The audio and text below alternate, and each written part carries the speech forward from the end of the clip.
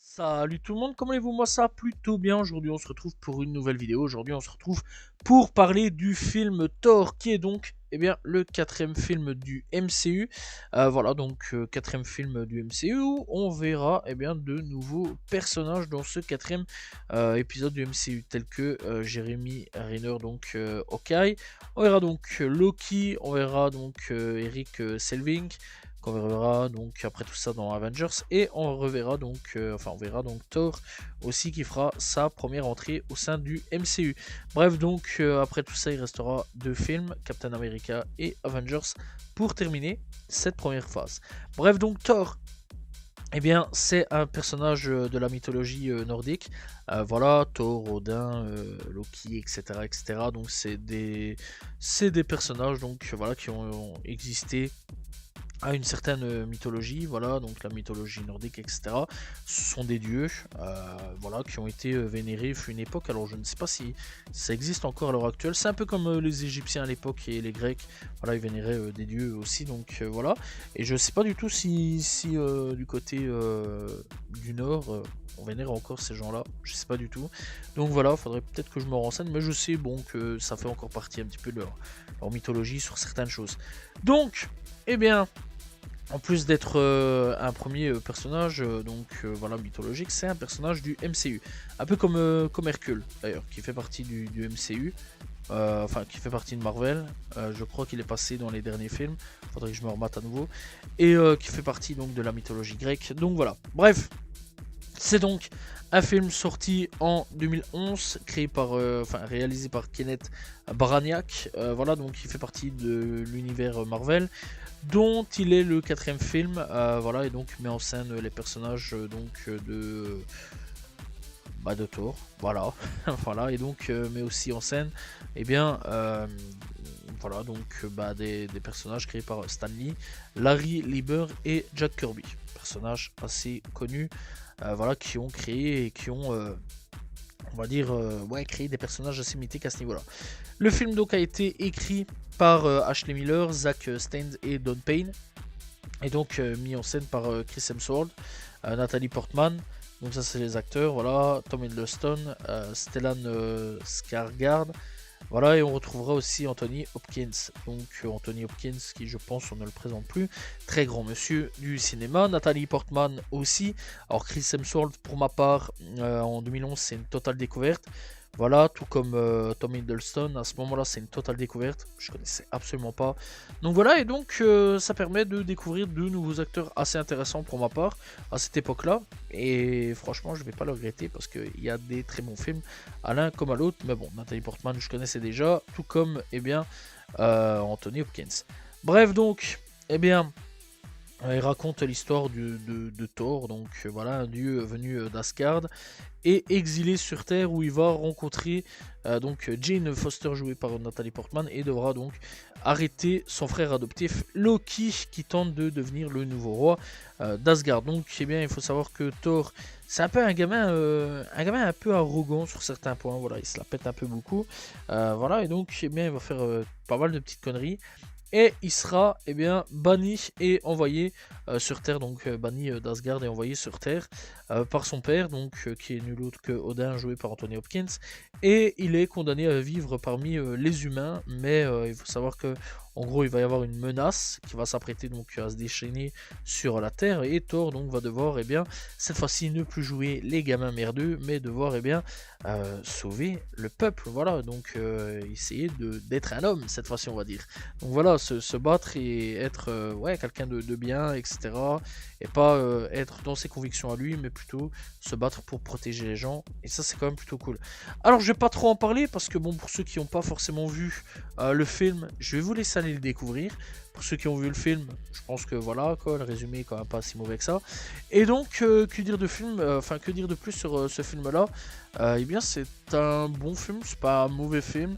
Après, quand on voit les catastrophes qu'est devenu Thor à l'heure actuelle, je pense qu'on peut qualifier les Thor les plus vieux comme meilleurs. D'ailleurs, le deuxième est clairement pas très bon par rapport au premier. personnellement je trouve pour ma part.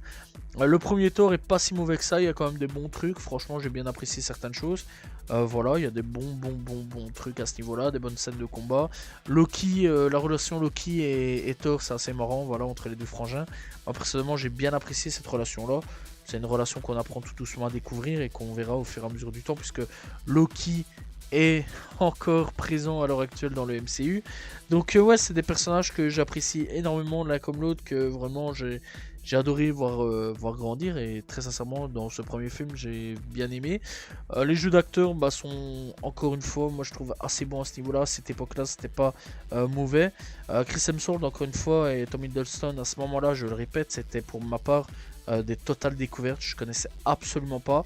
Voilà, d'ailleurs je suis pas vraiment le seul, je me souviens que mon cousin à l'époque, parce que je l'ai vu, et bon, mon cousin aime bien le MCU, on parle souvent de tout ça, m'avait dit aussi que c'était des acteurs totalement découvertes pour eux aussi.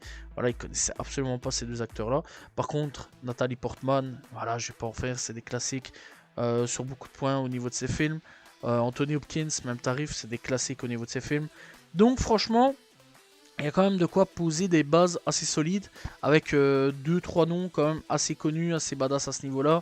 Voilà, donc du coup, tu peux te dire qu'une seule chose, c'est franchement, ça peut soit réussir, soit se foirer, mais bien souvent, à 80%, je vais dire 85%, t'es à peu près sûr que ça cartonne, et ça a plutôt bien marché, ça a quand même été assez bon, voilà, et ça c'est quand même plutôt cool.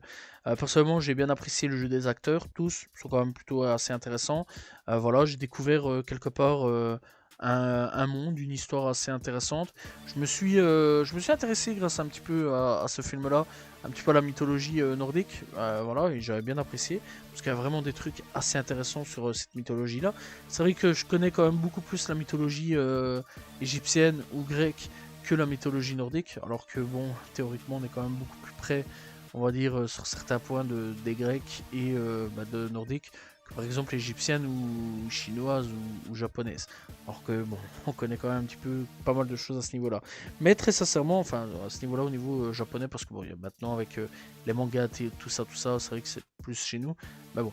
Mais maintenant, bon, que dire de plus? Ouais, ça m'a permis de découvrir certaines choses assez intéressant, voilà, ça m'a permis de me pencher sur certaines histoires assez intéressantes. D'ailleurs, je pense que je suis pas vraiment le seul à voir, j'en sais rien. Mais en tout cas, bon, après dans l'ensemble, c'est pas un mauvais film, c'est un bon film du MCU à cette époque-là. Et moi, il savait faire des bons films.